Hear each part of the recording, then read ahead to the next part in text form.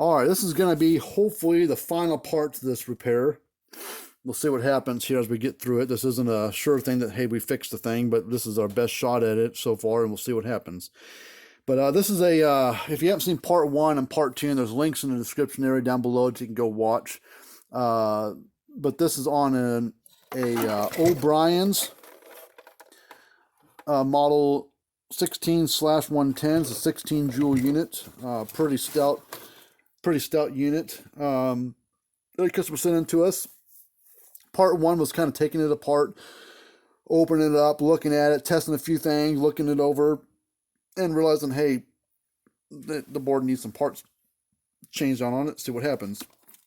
And then part 2 was us getting some of those components in and changing them on the board. Here's one of the parts we changed on it was a capacitor. This thing's all swelled up on the top there. It's supposed to be nice and flat, and it's all swelled up. And then these 2 smaller capacitors, they were just starting to swell up some, so we went ahead and changed them out too, because they weren't super expensive parts to buy. So we did that, and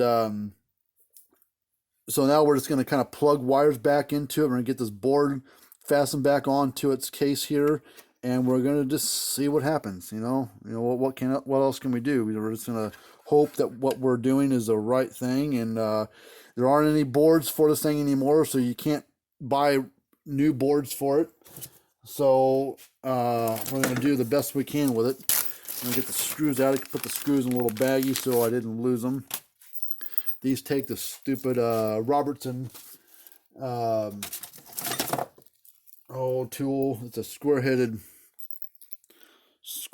hole there. You need a Robertson square bit. I don't remember what size it is, but we'll put my hands on it here. Here it is. This is the one that we use.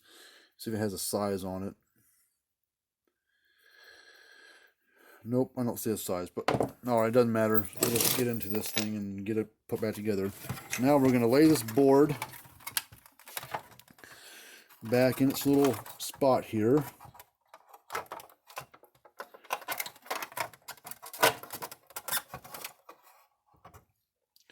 Take the 2 smaller screws.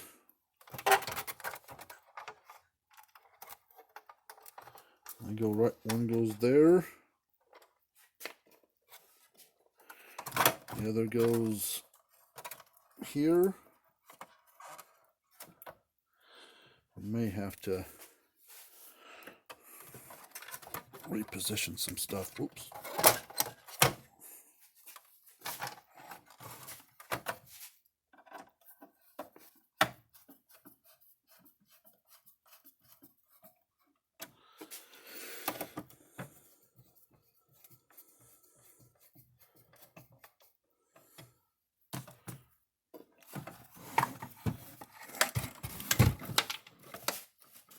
We're going to put transformer back in its little holder here.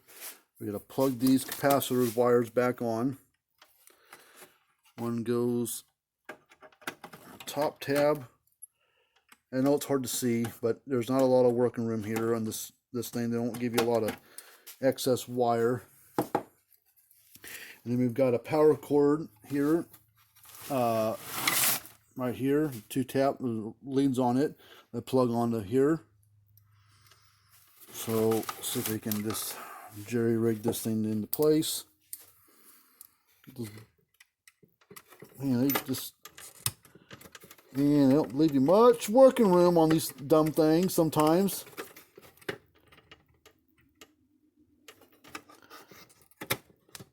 Top wire. This other wire out of the way. What I'm going to do, I'm going to cut these 2 leads right here, the ends on. I'm going to splice on some longer wires so I can actually reach these. I don't have to have the case that close together. So give me a second here. I'm going to actually just keep you on here. It's not going to take me that long. I'm going to get a couple of those, and these should work. If those don't work, we'll use those, and then we'll get some wire. Won't matter the color. We'll see some green wire. So we're gonna cut off these. cut them flush so it gives me as much wire to work with as we can. Strip off some.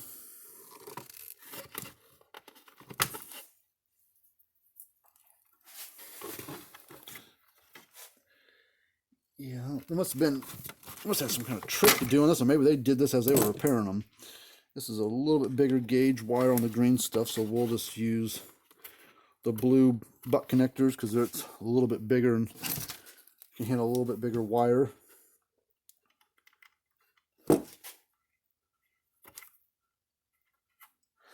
Actually, what we may do, since there's not a whole lot of room to get tools in there, we might just solder and heat shrink those things back on there. Let me see if I can find some heat shrink here of the right size that will work. Let's see. Yep, that should work.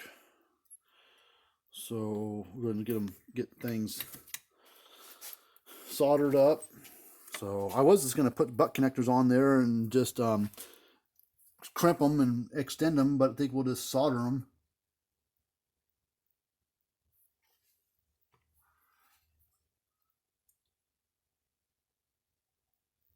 Come on. Get on. There we go.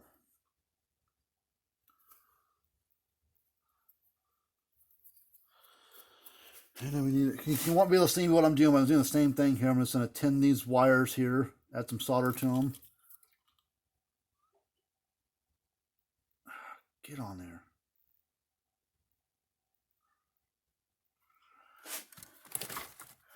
I can't freaking see. Oh man, I can't hardly see anything in there. I'm not that old, am I? I think what's going on, there's a coating on here of some sort that's preventing the solder from taking. So you can shave some of that coating off there. Yeah, there's a coating on another wire getting constant, nice and shiny now.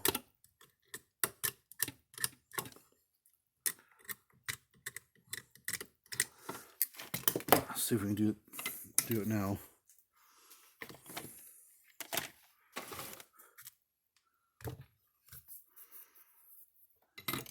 All right, hold on. Find my solder here.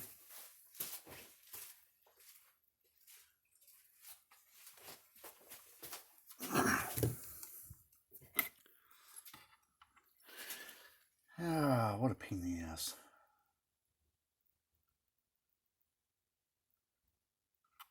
Come on, jeez.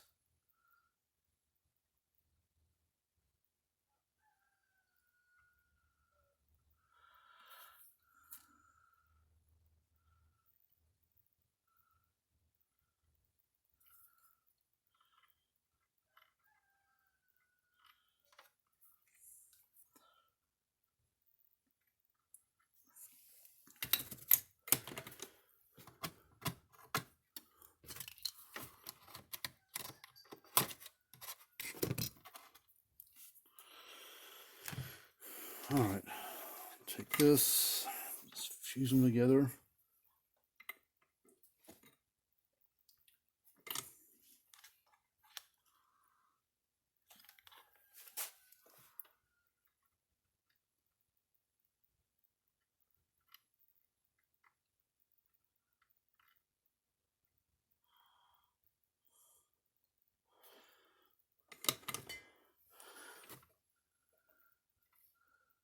No, don't like that at all. God, it's such a Mickey Mouse thing. You need a third hand.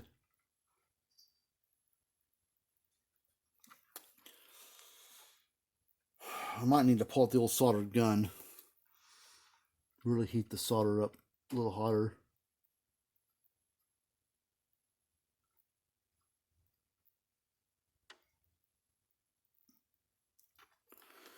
Let me get solder gun out. This ain't working with the stupid solder iron.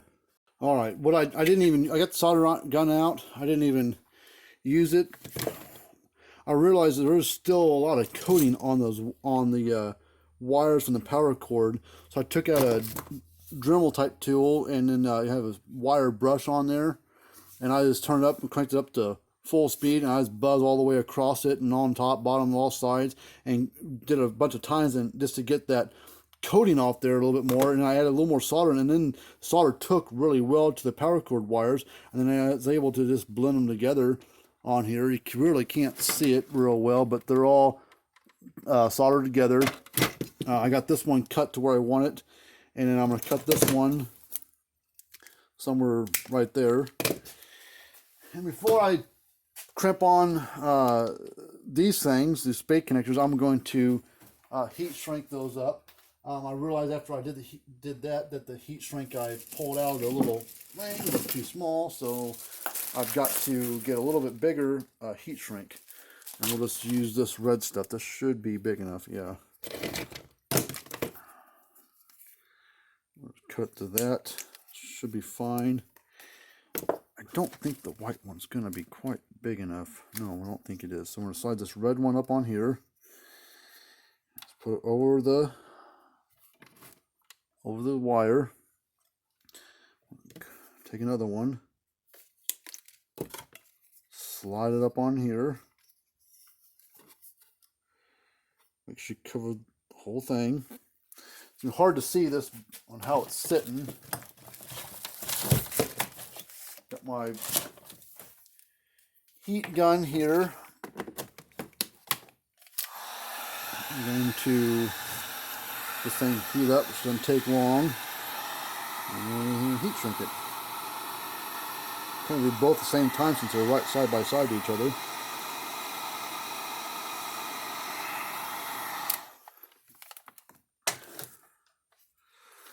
Now it's all heat shrinked. So now we can just, the wires are long, you can bring it a little closer if I need to, but now the wires are all long enough. They're not just electrical taped and crimped together. They're done in a better way than that. So now I'm going to pick these little things up, put them back. Actually, I need to get the blue spade connectors because they're a little bit bigger deal for a bigger gauge wire. And we're going to crimp on a couple of those.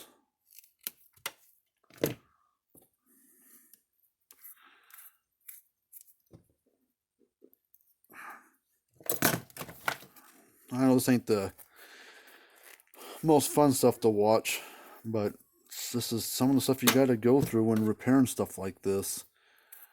If you took it to any other farm store to have them look at it, they're going to say, well, can't fix it. You have to just throw it away and buy another one. Which, you never know. It might be what the guy has to do with this one, but we're going to give it our best shot and see what kind of miracle we can work on it. I think so far we've done it right. So now we're going to slide that on there.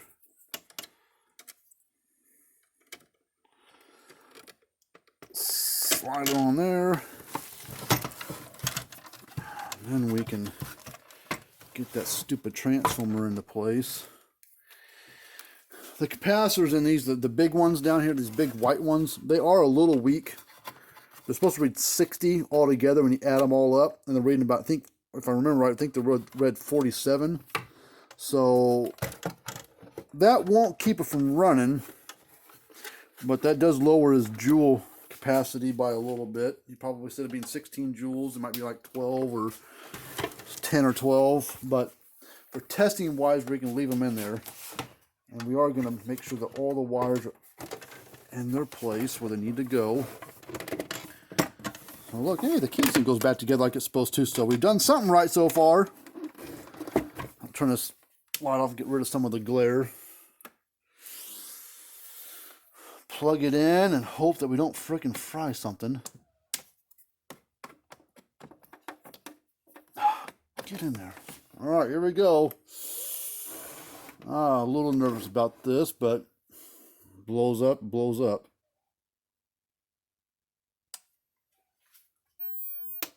Hey! Look at that. Whee! We fixed one. Oh, you love it when you do it right. Even if it looks sloppy sometimes, you do it right. You know, electrically, it's perfect and ready to go. All right, so that makes my day. After like an hour of working on this thing, we finally got it going right. Well, let's take the, sounds healthy. Let's take the knobs off here. Fence and ground knobs, and I'll ask the guy what he wants to do about the capacitors. If he just wants to leave them in there and call it good, we will. If he wants to replace them, we can get capacitors for this thing. They're not anything special. We might even be able to put one big capacitor in there instead of 3 small ones, and get the same results on it. So we're going to turn it back on. Got my Gallagher digital fence voltmeter. The old number name was called a DVM3. This is ground, this is hot, so we're going to put the ground probe on the ground, hot part of the tester on the hot side, and it shows 11,000 volts. Jeez, that's hot. All right, let's get a screwdriver, and let's see what this monstrosity throws out for a spark. I'm trying to find another screwdriver. Try this one. Actually, here. I really don't want to use the other one. Here's the ground. Here's the hot. I'm going to get close again and see what kind of spark it throws.